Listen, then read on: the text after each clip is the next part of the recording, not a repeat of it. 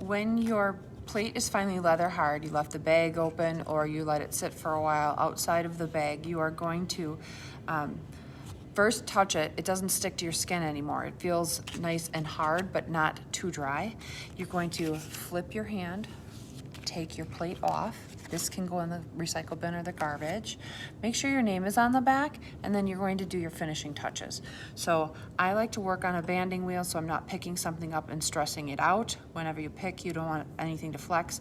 Right now, it holds its own. It doesn't flex at all. It doesn't bend. It doesn't flap when I move it. It's nice and stiff, but not too dry. You are going to start out by getting rid of this raw edge with a damp sponge. You want to round things off when it's the edge of a ceramic piece. They tend to chip very easily if you've got a sharp edge. So you're going to work at making those edges nice and smooth. Be careful passing between red and gray because you can make a pink hue that you are trying to avoid. Cleaning up, making it look all finished off. It should not have any crumbs or bumps or unintentional marks. Craftsmanship is key. Anything that you leave there, when it goes into the kiln, will permanently be there. So I'm trying to soften that edge. You know, big hunks need to go away. If you end up getting like this pink frosting, you can rinse your sponge off, get the gray and the pink out of there, and then kind of brush it back to being red. You can also use a paintbrush to soften any creases and get rid of any haze that you do not want on your project. Now let's talk about the gray and white mixtures, like little crumbs that have gone on there. So I use this curved end of my double-ended tool, and I'm going to slightly just keep scraping. And because it's leather hard, it's not gouging.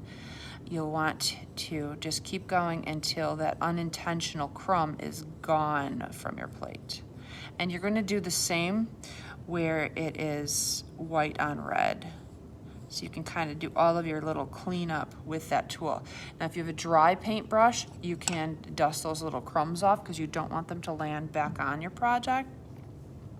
You can also go in the community tools and grab a small ribbon tool, and you can use that as your scraper as well. But I have a preference for the curved bend. So you're going to go through smoothing, getting rid of anything that shouldn't be there. If you have any cracks, this tool can actually heal them as well. Going through, you can see some lines from when I drew with my needle tool my design, and I ended up not using that line, so I'm just gonna go through and erase that.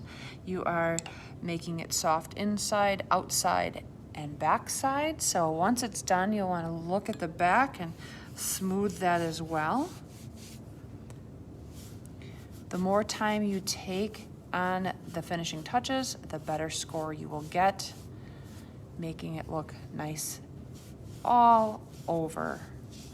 We practiced this on our coaster. I should see the lesson transferring to the summative plate.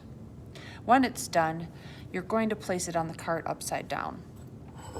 So let's say this is the cart. This is how it should look.